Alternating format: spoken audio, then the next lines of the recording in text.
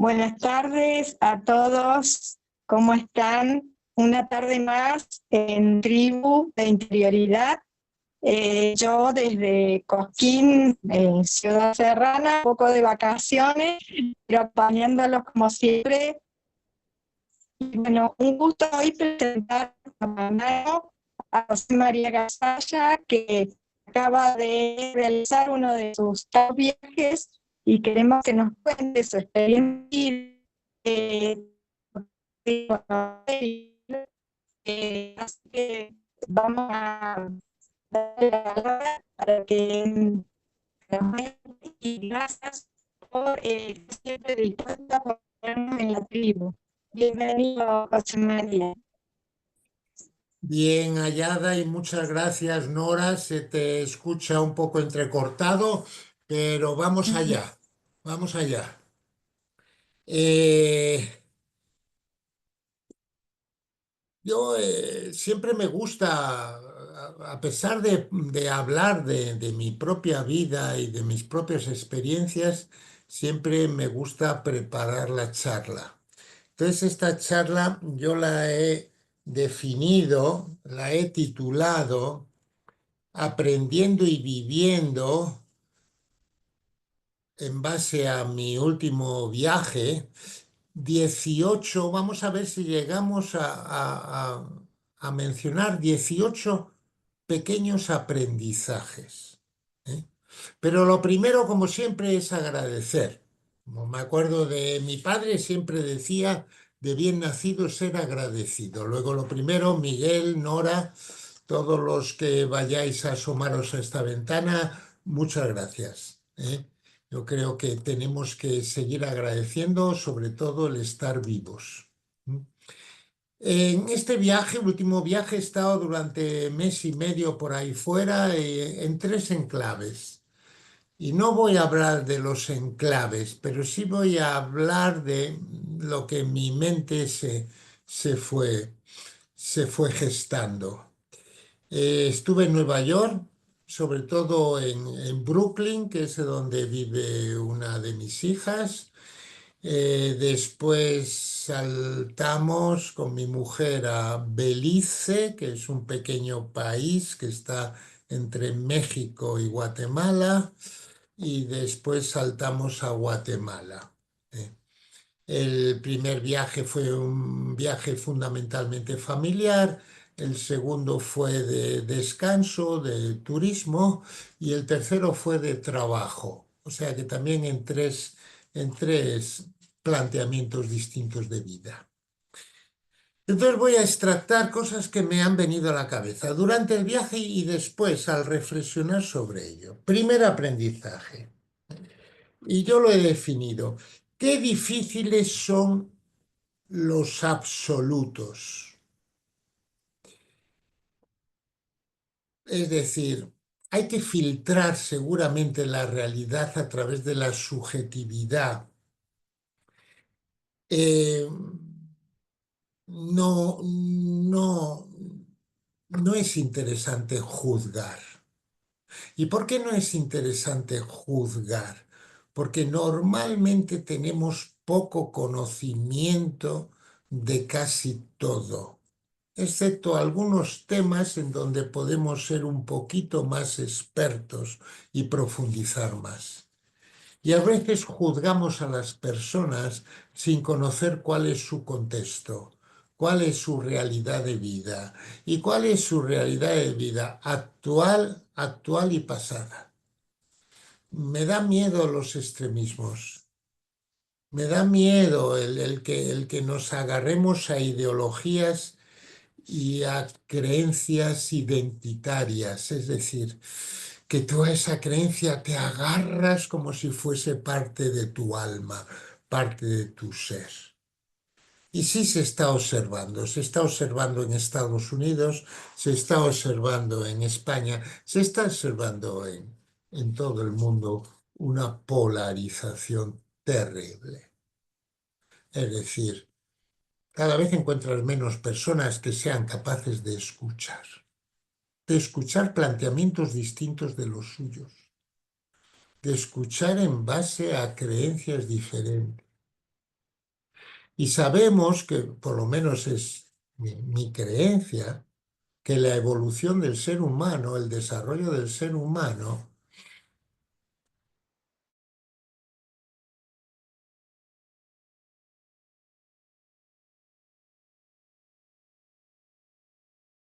era un niño de 7 años.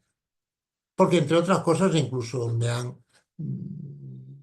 engañado, no me han engañado, me han dicho cosas que no tienen mucho sentido. Yo siempre pongo el ejemplo del zumo de naranja, ¿no?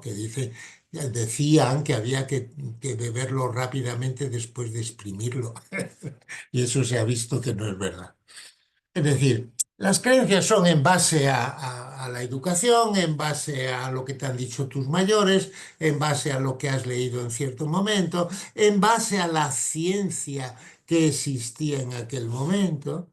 Pero la ciencia es algo que evoluciona y tenemos que estar en la evolución. Es lo primero que, que me ha resaltado la cabeza. El segundo. Todos buscamos el apoyo, la ayuda, el acogimiento de una pequeña tribu en la que se me permite compartir, escuchar y ser tenido en cuenta. ¿Y de dónde me vino esto? Pues paseando por Brooklyn, de repente, en una calle, en 200 metros, me encuentro más de 10 o 12 iglesias diferentes. Interesante. Pero cuando digo iglesias no son iglesias católicas diferentes, sino iglesias de distintas creencias. Incluso he traído algún nombre de Apostolic Church of St. Peter's, de St. Mark's Baptist Church, Church of God, de Brooklyn Crystal Grace Reformed Church, Gospel Temple of the Seventh Day, Church of Nazareth, pero eran como tiendecitas. Y digo yo, qué bárbaro, ¿y esto de dónde viene? Y una de mis hipótesis es que la gente necesita mucho apoyo, más si en una ciudad como Nueva York, en un país como Estados Unidos, y ahora con el señor Trump todavía más difícil, y te acoges a los que te acogen y seguramente te escuchan y te tienen en cuenta. En una super iglesia de millones de fieles, ¿qué es cada fiel? Cada fiel va los domingos, si acaso, a lo mejor, o van a la primera comunión en la iglesia católica o a la sinagoga. No, no, yo he visto cada vez más pequeñitas. Y por otro lado, ojo, el nivel de manipulación cada vez está más extendida, la manipulación en el mundo. Y por supuesto, el montar una iglesia puede ser montar un business. Es un business, es un negocio.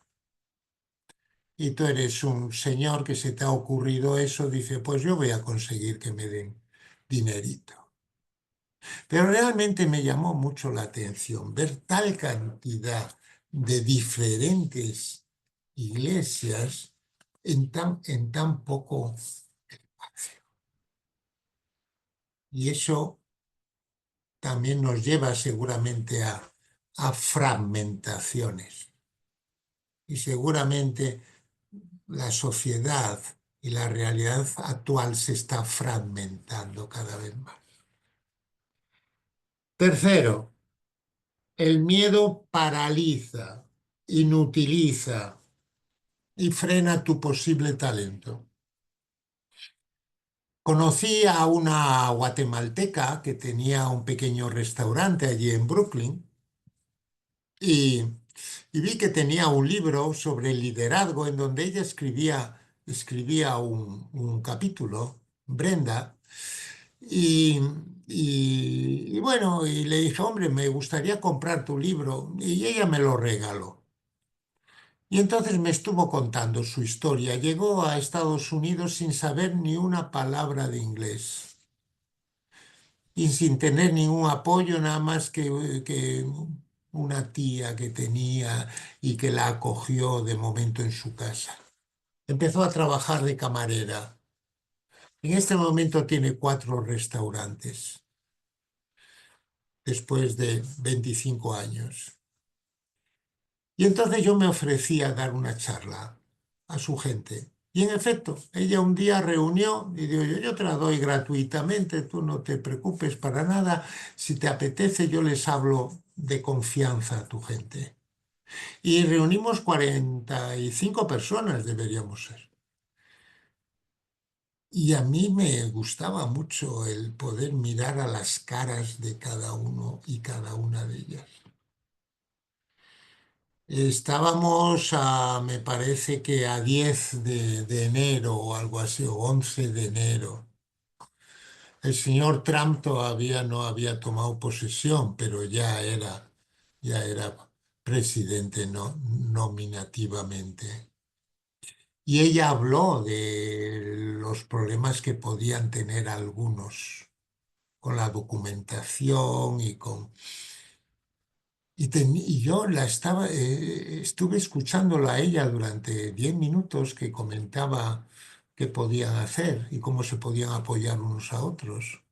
Y tú veías unas caras de miedo terrible. Y cuando tienes miedo, esto se te paraliza. Es decir, es una emoción que el sistema límbico pega y fuerte y que el neocortes lo paraliza. Dejas de ver cantidad de cosas, porque el miedo te atenaza. Entonces, uno de los temas críticos y claves no es huir de la realidad y no es huir de la emoción del miedo, pero sí trabajarte ese miedo. Y trabajarlo, ver qué es lo peor que puede pasar, trabajarlo para ver qué fundamentado está. Ojo, cuántas veces puede pasar esto o ha pasado. Preguntar a otros que han sentido ese miedo, cómo han actuado y cómo han salido de él. Es decir, tenemos que trabajar nuestro miedo. Los seres humanos, por desgracia, nos han metido el miedo desde pequeñitos porque es una herramienta increíble de manipulación y de gestión de personas. Y estamos en momentos que en todo el mundo grandes líderes políticos han agarrado otra vez el miedo, la amenaza como una posibilidad de gestionar al pueblo y tenemos que estar muy alerta. 4, otra vez ratificar lo vulnerables que somos. Esto es una experiencia de Belice. Estuvimos 3 días prácticamente metidos en nuestro apartamento porque el ataque de unos mosquitos fue terrible. Piernas y brazos por todas partes. Terrible, terrible, terrible, terrible. Y además unos picotazos que todavía los tengo en las piernas y en los brazos. Y dices, pero qué estupidez. Pero si aquellos mosquitos no se podían ni ver de pequeñitos que...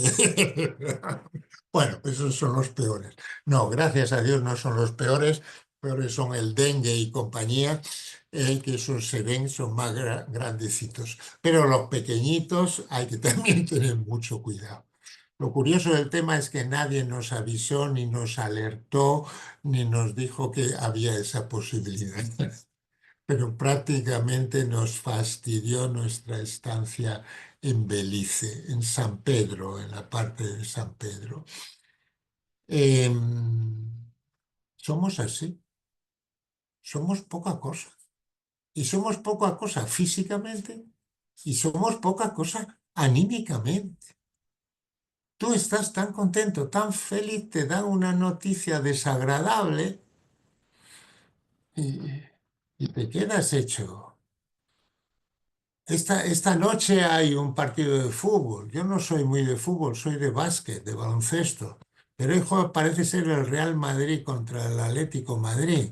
Bueno, yo estoy convencido, después del partido hay más de uno que siente un bajón emocional muy brutal, que le puede durar 1 o 3 días o una semana. Digo, pero ¿cómo es posible? Pero qué vulnerables somos, qué gilipollas somos. Pero bueno. Pero no hay que huir de lo que somos. Y cada uno de el camino fundamental es seguirse conociendo a sí mismo y saber qué debilidades tiene. Yo, de todas formas, a Belice pienso no volver. 5. La diversidad. Y pongo, la diversidad en el vivir es grande, pero es más grande la diversidad en el sentir, en el pensar. Hablamos siempre de la diversidad de género, de diversidad generacional. No, no, no, no. La diversidad cognitiva, la diversidad que implica cada ser humano, es como decía Maturana, legítimo otro. Y él decía que el amor comenzaba en la legitimación del otro como legítimo otro. Y muchas veces vamos actuando por la vida como si nosotros fuésemos el único y que se replica a nivel universal. No, no. Cada persona que tienes delante que sepas que puede pensar distinto que tú, que puede sentir distinto que tú, que va a hacer diferente que tú. Escúchale, siéntele, acompáñale. Porque yo he visto eso, gente tan diferente. Siempre cuando veo a una persona por la calle me pregunto, ¿qué vida ha llevado esa persona? Cuando veo a una persona de mi edad, que este año voy a cumplir los 80, una cifra maravillosa, pienso celebrarlo por todo lo alto. Cuando veo a una persona de mi edad digo, pero ¿qué vida ha tenido este hombre o esta mujer tan diferente de la mía? Y tan maravillosamente diferente. Y pocas veces nos dedicamos a... cuéntame, a mí me encanta que me cuenten sus vidas. ¿Eh? 6. Seguimos pensando que nuestro vivir es consecuencia de nuestras respuestas y nos vamos olvidando de nuestras preguntas, que seguramente ampliarán significativamente nuestra vida. Es decir, yo creo que la clave hoy en día está en las preguntas. Las respuestas te las va a dar la inteligencia artificial y te la va a dar el aprendizaje profundo y te lo va a dar los robots y todo eso. Lo importante es saber seguir haciendo preguntarnos. Y las preguntas fundamentales son las preguntas de siempre, sobre nosotros mismos, sobre la humanidad, sobre nuestra existencia, sobre nuestro ir viviendo, sobre lo de ir entendiendo qué hacemos aquí y de qué manera estamos haciendo.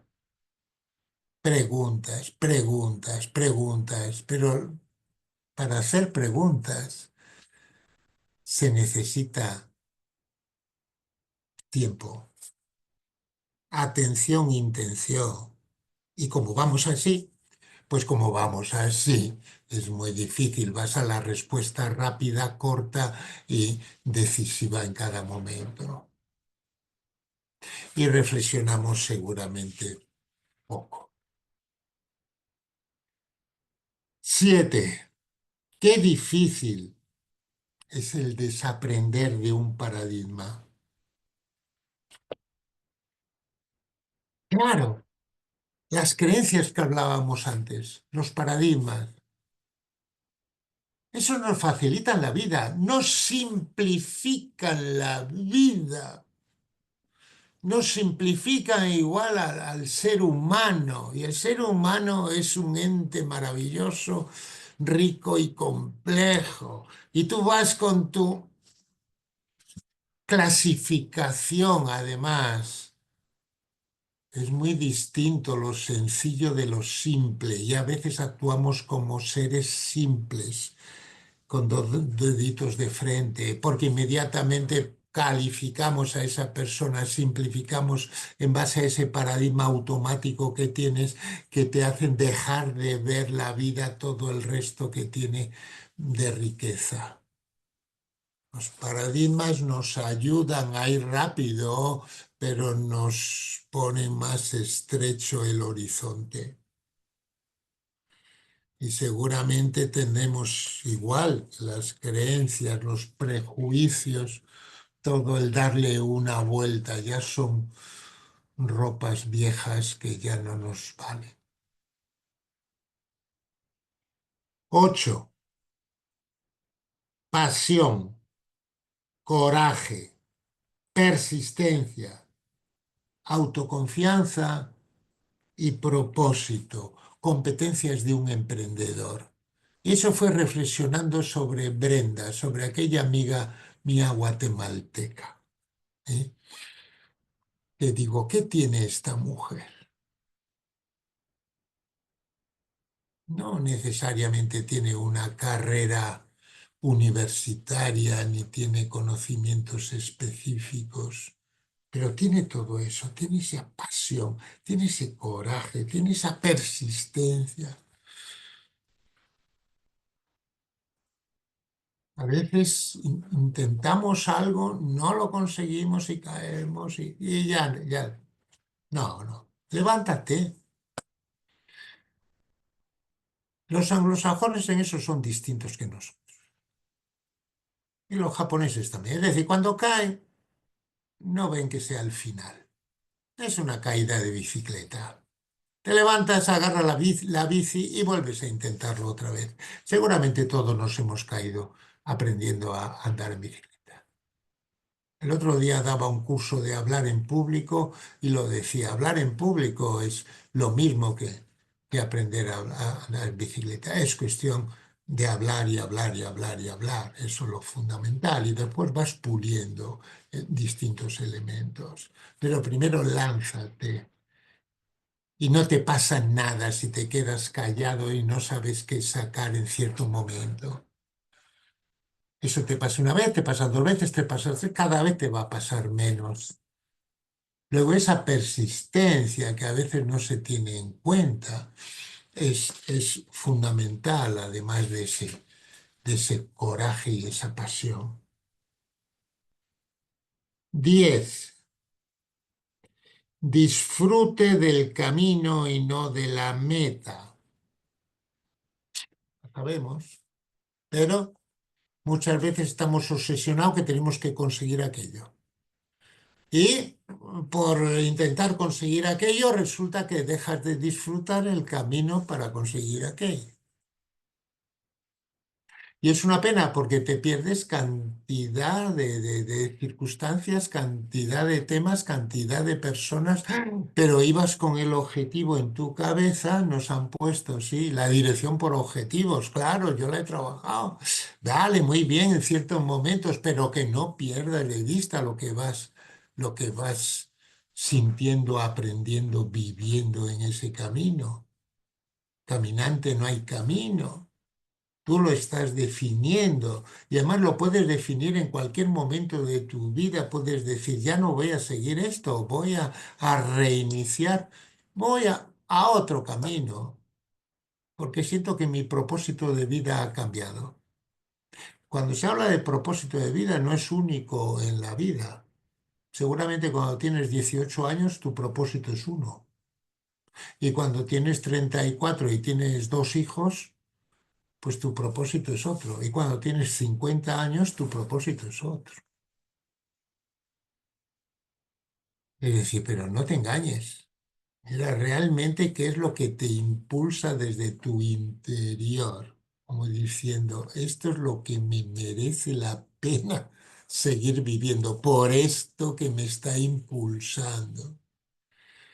Lo peor es cuando dejas de tener un propósito o un sentido de vida. Cuando uno de tus mayores te diga, no sepa qué contestarte cuando le preguntes ¿para qué te levantas?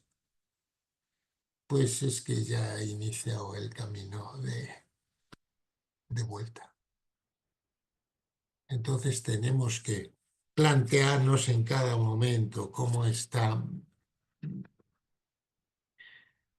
11.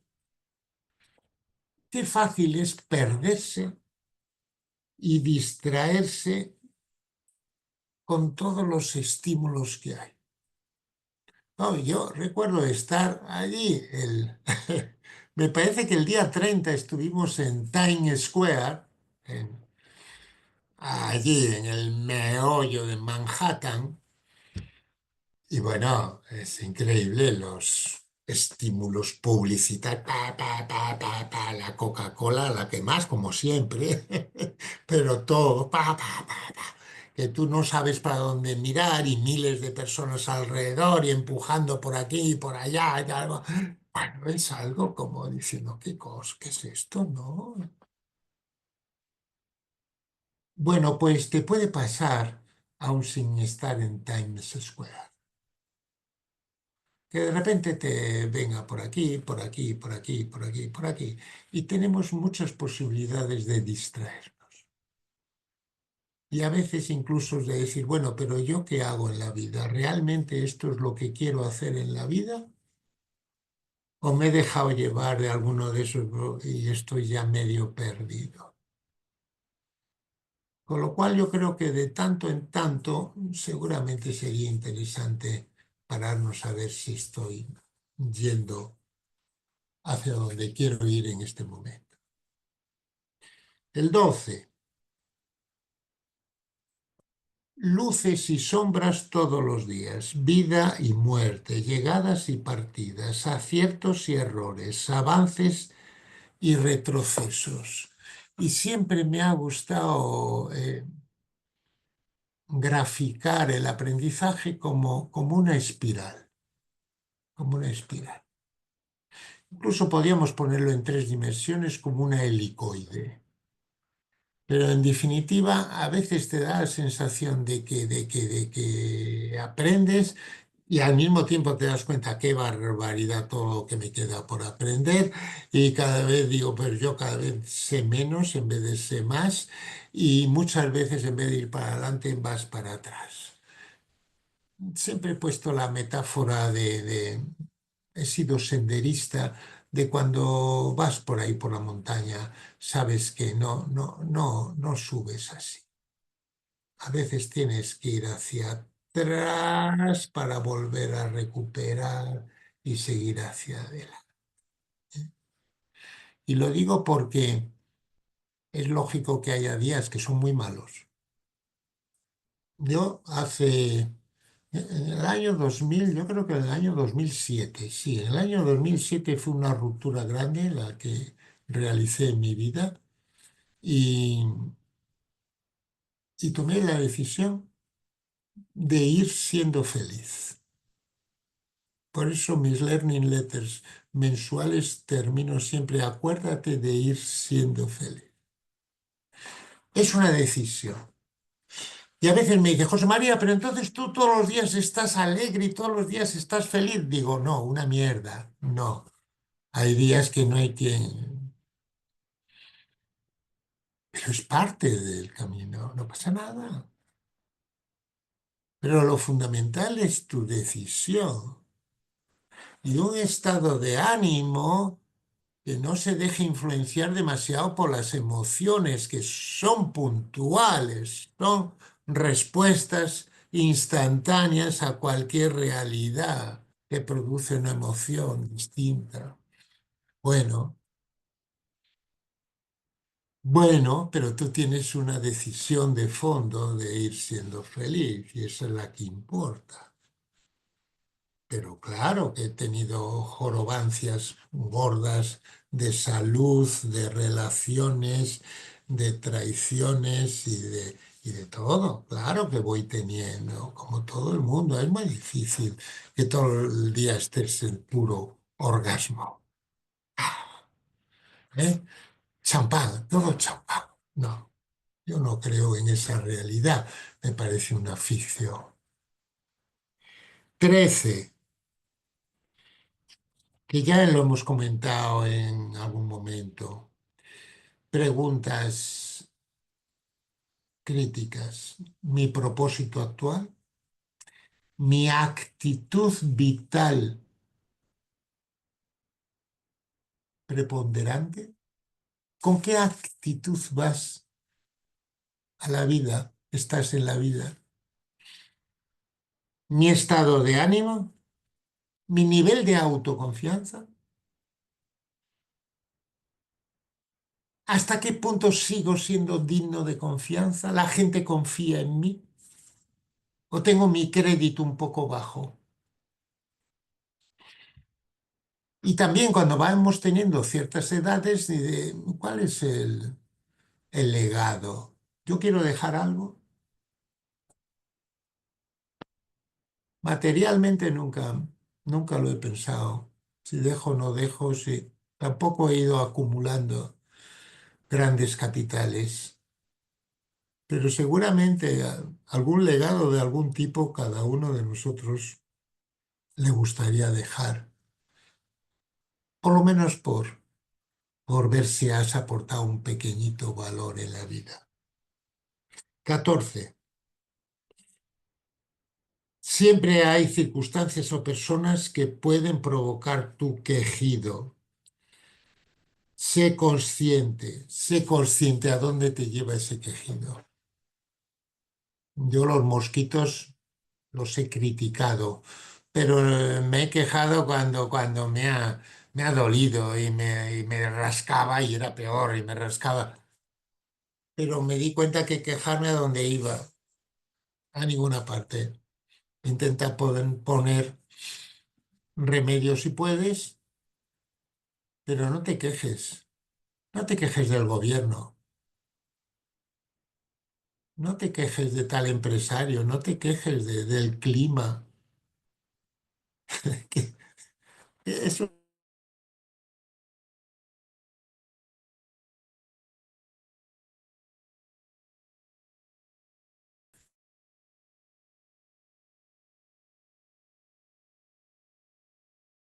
indica y elabora un plan para ir contra el gobierno si no te gusta, o métete en tal asociación, o haz cualquier cosa.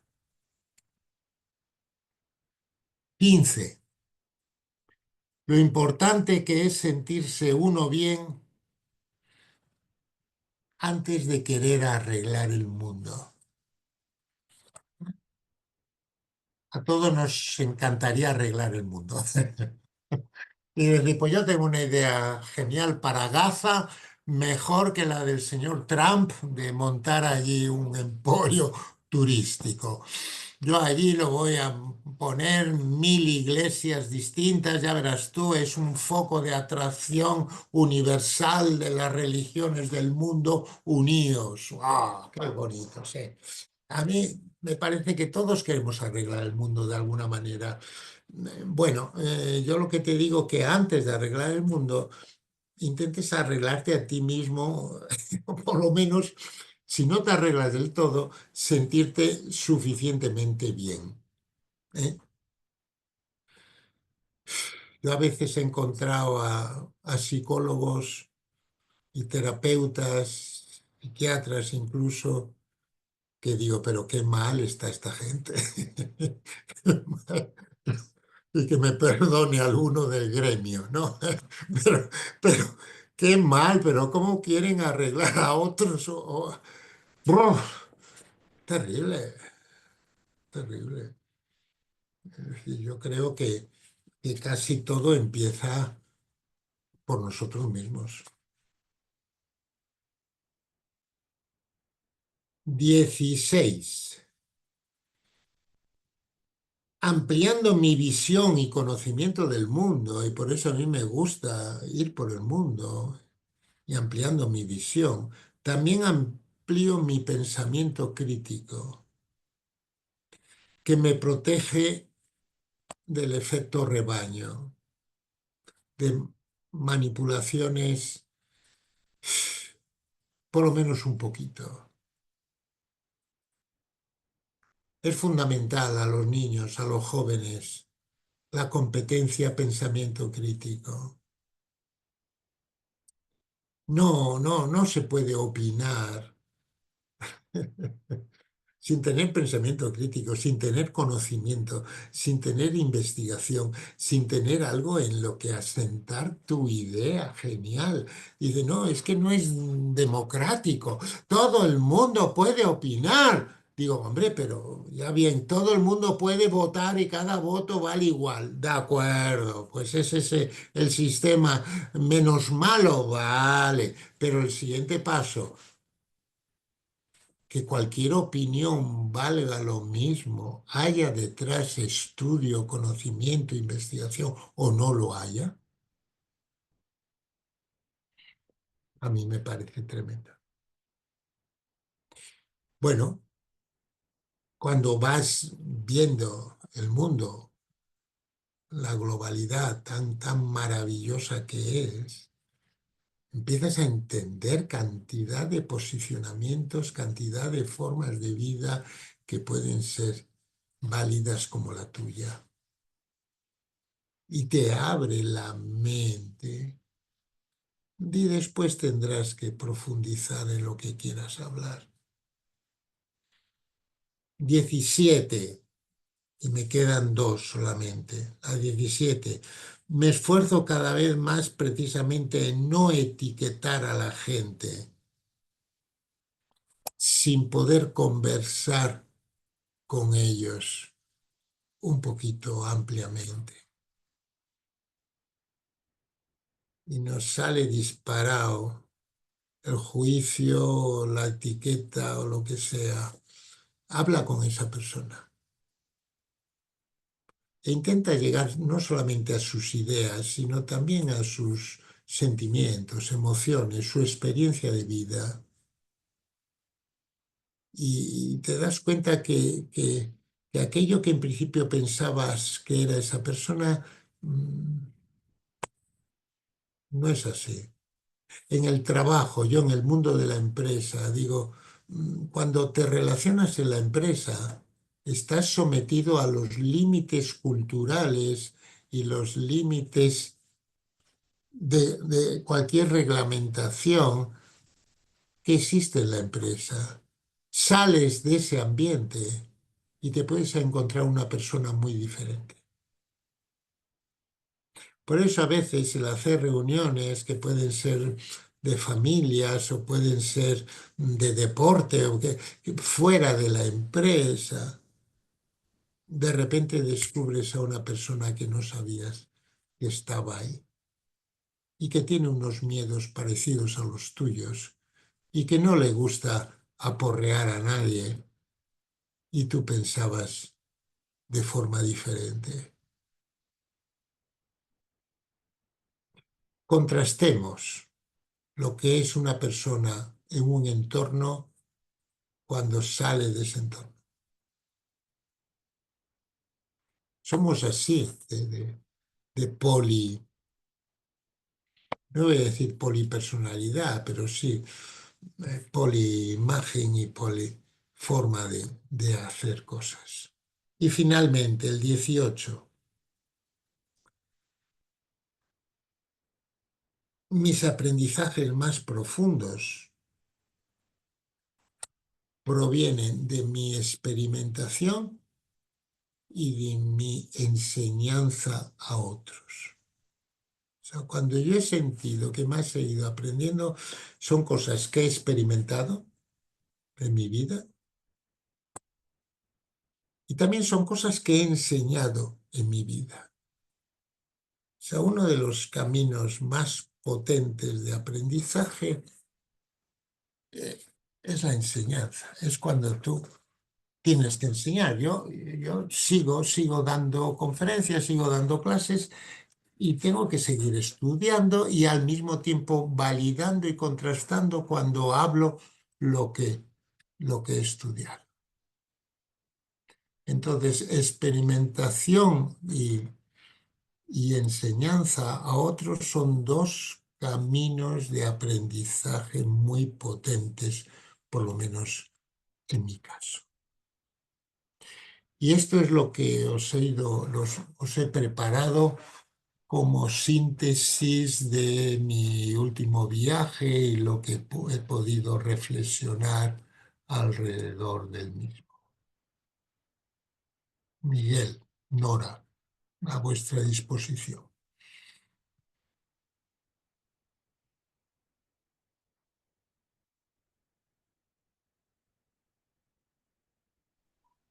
A ver si se te escucha ahora mejor, Nora. Bueno, no sé si mi señal es buena. Me dicen. Sí, ahora Eh, bien, sí. bien. Me ha encantado los puntos que has mencionado, especialmente porque yo me dediqué muchos años a la educación y creo que coincido plenamente con esto que nosotros le llamábamos el paradigma del desarrollo humano. En eso me formé y lo importante de tener en cuenta muchos puntos de lo que nombraste y voy a tomar nota de otros que me resultan muy interesantes, Mm, porque es lo que más cuesta quizás a nivel científico, experimentación, los niños van descubriendo un montón de cosas, pero todo lo que hace al espíritu, al interior, a, a esa conexión con esa naturaleza, todo lo que ibas nombrando y la relación con las otras personas, creo que es fundamental para ir adquiriendo los demás aprendizajes. Así que te felicito porque ha sido maravilloso lo que nos contaste a través de tu viaje. mm, Déjalo por escrito mm. y, y es muy rico todo, cada punto. Así que cuando escuche la grabación voy a anotar cada uno de ellos. Te agradezco enormemente. Preguntas no hay porque Sí, realmente maravilloso. Gracias, muchas gracias, José Nora. María. Muchas gracias, muchas gracias, muchas gracias. Patriarca Miguel. Yo creo que José María te puede ahorrar que tomes nota. Él es muy generoso y te puede enviar ya la relación de bullet points que tiene. Ha sido muy generoso a lo largo de la vida. Bueno, yo cada día me sorprende más porque yo no sé qué coño, si voy a Belice, a Guatemala o a Brooklyn, cómo llegas a 18 puntos. Yo me quedaría en 2 o en 3. Qué buenas están las caribeñas cuando llegan delgadas y después de unos años ya realmente se llenan de contenido, más exterior que interior. Pero bueno, pero me pasa lo que tú dices, que la revisión de conceptos básicos que uno tiene a medida que viaja y experimenta, es como que me quedó lo del paradigma, ¿no? Que yo en Price era muy de paradigma Price y había que repetir como loro lo que nos decían. Y después era el paradigma de Price, pero no era el paradigma mío. O era el paradigma de los países capitalistas y no era el paradigma mío, aunque yo pueda ser más liberal que comunista. Y yo iba a China y había un paradigma del país comunista, pero no era el paradigma mío. Y fíjate que en casi 5 años que vamos a hacer, estamos del 2020 en el aire, aprendiendo de nuestros silencios y de los silencios que compartimos. Y fíjate como con Pablo, hace 10 años hablábamos de que había 4 obstáculos en el silencio, que era el producir, el poseer, el parecer y el poder. Y ahora nos estamos dando cuenta que hay como una I, una primera I, que puede ser a lo mejor un quinto elemento que nos desmonta el paradigma anterior, que el principal enemigo de la identidad es la identificación con la fuerza de seguridad que me protege ante mi miedo, la identificación con la iglesia, que cuando estaba en Guatemala era cristiano, pero llegué a Brooklyn, hay 20 iglesias y me gusta más la de Don Juan, que es más humilde, pero es más simpático en la homilía. Entonces me reidentifico. Entonces cada vez que yo me reidentifico, dejo de ser yo, porque alquilo mi identidad, le presto a don Juan mi identidad, ¿no? Entonces, claro, como docentes no damos argumentos, ¿me entiendes?, para defender la identidad como antídoto ante cualquier identificación. Me acuerdo de Diderot, yo hace 10 años, a mí me sorprendió mucho Diderot, pensé que nunca lo iba más a citar, y ahora me viene un modelo de Diderot, que es la trampa de la pertenencia. Cada día nos sentimos más parte de la tribu, pero sin seguir siendo yo. Quiero ser tribu, pero dejando de ser yo, porque me siento más al calor de la tribu, aunque, ¿me entiendes?, sacrifique mi radiador, mi calefactor. Y entonces Diderot nos decía que una persona, cuando tiene un afecto fuerte que le protege, un tío, un padrino, una novia, un querido, una querida, y si la querida juega al golf, aunque yo sea fatal, voy a ir al club de golf cada fin de semana con él o con ella.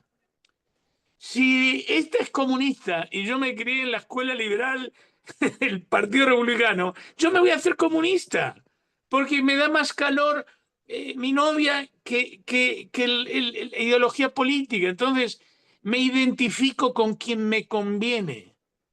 Y la identidad es, a pesar de quien te conviene, seguir siendo lo que no te conviene. Porque el convenir es una especulación cognitiva y el ser es una liberación cognitiva. O sea, son como dos sentidos opuestos que se contraponen y no hay equilibrio posible. Yo para ser no tengo que ser un poquito comunista, un poco, porque aunque no me lo crea, o un poco jugador de golf aunque no me lo crea. No, no. El ser justamente va de sacarme todas las máscaras deportivas, sociales, ideológicas, religiosas, políticas, sexuales, culturales. Entonces, claro, fíjate lo que pasa con el movimiento woke, que ahora parece que llegó nuestro salvador. Me dejo de identificar el woke y me identifico con Trump, pero coño, aprovecha para volver a ti. Deja la identificación y vuelve a la identidad, que es un viaje de ida. No necesitas volver de ningún sitio. Yo creo que decía Edith Stein, el que viaja a la identidad no necesita billete de vuelta. Es el único viaje de un único sentido. Cuando tú te embarcas en la identidad no necesitas volver, porque vas a estar siempre en ti mismo, no tienes que volver a ningún sitio, tienes que seguir en ti. Entonces yo creo que en este debate de la asunción de Trump y que estamos debatiendo si cambia, si dejamos de lado el wokismo, lo que tenemos que dejar de lado es la identificación temporal, la identificación interesada, la que nos da simpatía, nos hace quedar bien, ser políticamente correctos. Pero ontológicamente, ¿qué coño eres, tío? ¿Qué es ser políticamente correcto y ontológicamente falsos? Decepcionados de nuestra identidad. Como tú bien dices, hay que ir siendo. Para ir siendo, no necesito irme identificando, porque el ser es el antídoto de cualquier identificación efímera. Pero como nadie trabaja el ser, como nadie se silencia, pues estamos a expensas del mejor postor. ¿Quién me paga más? Oye, mira que el partido este de gobierno me da un cargo. Ah, me hago del partido del gobierno. Pero vas a dejar de ser tú. Ah, no, pero oye, me pagan muy bien, pero ¿qué tiene que ver? Ya, mira, Brecht nos decía que es de necios confundir valor con precio. Fíjate las frases que yo recupero para salvarnos. Entonces, es tal el caos juvenil que hoy día no pueden hablar del ser porque lo tienen que hablar es de conseguir un alquiler para vivir para el año académico, que ya no se puede comprar, pero tampoco se puede alquilar. Entonces, es que realmente, si no nos alojamos en el ser, estamos expuestos a un mercado especulativo. Vamos a ser víctimas de la oferta y la demanda. Y en el único sitio donde no hay oferta y demanda es en el ser. ¿Por qué? Porque me demando interioridad y me ofrezco tiempo. Pero los valores, las variables las juego yo. Dependen de mí. Entonces, en ese siempre comentario agradable de Maturana, yo me tengo que legitimar yo antes de legitimar al otro. Yo no sé legitimar al otro si no me legitimo yo antes. ¿Y cuán legítimo soy yo para merecer un legítimo igual? Porque si yo no soy legítimo, no voy a exigir un legítimo otro. Bueno, totalmente. oye, dije lo Sí. mismo, José María. Tú sabes Eh, que mi mérito es decir lo mismo que tú de otra forma, porque si no, no sé, no, tú no sé eres, pensar tú eres solo. más sabio que yo. Mira, sintéticamente, yo creo que por ahí también hay un gran miedo profundo, que comienza por el miedo de la exclusión. Sí, claro, claro. Miedo a ser excluido. Cuando Ujú. éramos pequeños es que no me ajuntan mi grupito de amigos y se han ido todos al cine los cabrones sin avisarme y yo me he quedado aquí al margen. Eso es tremendo. Y cuando hablamos del ser, yo creo que ese ser agobia, desborda y piensas que va muy ligado a poderte sentir solo. Y ahí empieza otra Ya, vez el tema de buscar y buscar para aliviarte esta ansiedad que tienes, porque el ser es algo que es más trascendente que el tener, que el hacer, que todo lo demás. Entonces eso no supera a una gran parte de la humanidad. Hoy por hoy no son capaces ni conceptualizar. Bueno, pero ¿y eso qué es? ¿Eso qué es? A mí me preguntas qué soy, pues soy lo que hago.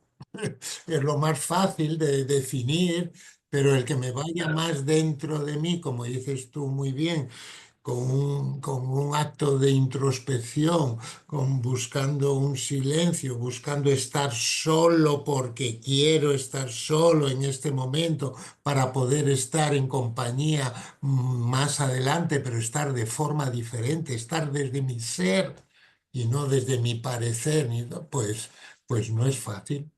Y estamos en eso que para mí es un movimiento espiritual que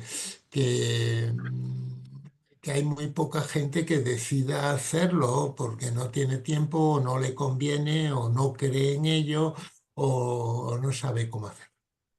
Entonces, Mira, hay dos conceptos que estamos manejando. Yo me conformo con el 1% de la población mundial. O sea, si hay 8.000 millones, el 1% son 80 millones.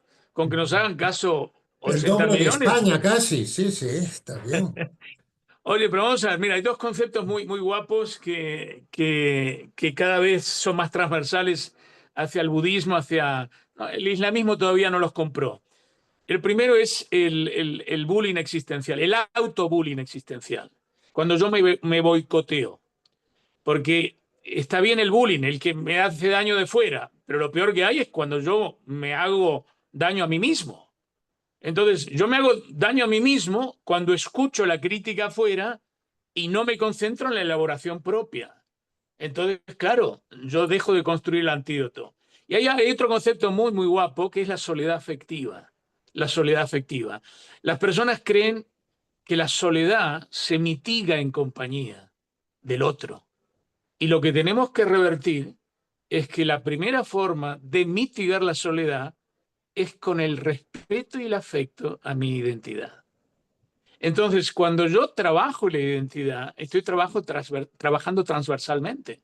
Me estoy curando de lo... Es más, el que viene por mi bullying se caga cuando me mira, por cómo lo miro, por la energía que le transmito, le bloquea. Ni pistolas eléctricas ni pollas en vinagre. Solamente mi autoridad le aleja. ¿Qué pasa? Los que absorben energías ajenas saben muy bien, huelen al vulnerable. ¿Sabes cuál es hoy el concepto de vulnerabilidad? El que no sabe quién es. Hoy el vulnerable es el que no sabe quién es, que es un zombie, es un tío que va flotando en lugar de vivir conscientemente. Entonces, sin entrar en grandes pajas mentales, aquí básicamente o vas hacia tu interioridad, que nosotros creemos que hay un segundo estadio que es la magnanimidad, que quien trabaja la introspección se vuelve magnánimo, se vuelve noble, se vuelve sensato, se vuelve auténtico. Y si no vamos en esa dirección, por supuesto que no podemos hablar de un intangible tan grande como ser magnánimo de un día para el otro. Tenemos que interiorizarnos, tenemos que introspeccionarnos. ¿Y eso qué significa? Pues sacrificar la soledad colectiva cuando no trabajé la soledad individual. O sea, yo no puedo exigir una soledad afectiva cuando no me quiero a mí mismo. Yo no puedo querer a nadie si no me quiero a mí. No puedo dar nada si no tengo nada o lo confirmo. Entonces, es algo tan básico que yo te diría, no salgas de casa hasta que te des afecto a ti mismo. Y esto no es un onanismo intelectual, no, no, es, es querer tu autenticidad. Me parieron así, coño, y veo las posibilidades que tiene haber nacido así. Yo cada vez veo una mayor eficiencia en los discapacitados. Los discapacitados, como los límites son tangibles, no tienen ese problema. El problema es que los que estamos sanitos, guapos y jóvenes, nos vemos perfectos y no vemos ninguna discapacidad existencial, que son todas. O sea, tú hablas con un discapacitado y no necesitamos ver los vídeos que rulan por internet. No tiene ninguna limitación existencial porque asume sus límites, muy visibles y tangibles, por ellos y por ti. El problema es que los que tenemos límites invisibles e intangibles, como nos educaron a que lo que no ves no existe y lo que no tocas no funciona, entonces no podemos entrar en esa metafísica ontológica, si me permites. Porque claro, la legitimación de Maturana te la escucho hace mucho tiempo, me parece muy bien. Para su tiempo valió. Es un concepto absolutamente metafísico, genial. Legitimarme. Pero vamos a ver, bájalo. ¿Cómo me legitimo? Siendo quien soy. Comprando mi autenticidad. Si yo no me compro como soy, ¿cómo yo voy a exigir acercarme a otro que no me merece o que realmente está más evolucionado? Yo no evolucioné. Él es más auténtico que yo. ¿Cómo puedo conquistarlo? ¿Cómo puedo seducirlo? Si no seduzco al de más acá, no puedo seducir al de más allá, José María. Bueno, que me tengo que ir, don Miguel, Bueno, pues nada, que sedúcete algún día me solo. parece muy interesante todo lo que dices, como siempre. Oye, no, nada. Sí, Vale. es a partir de tus reflexiones que me quedo ahora pensando sin dormir un par de días. Siempre me enriqueces, siempre me reverdeces, eres nutriente nuevo. Gracias Bueno, siempre por tu generosidad. Bienvenido nuevamente. Cada viaje tuyo siempre es ansioso saber cómo te fue.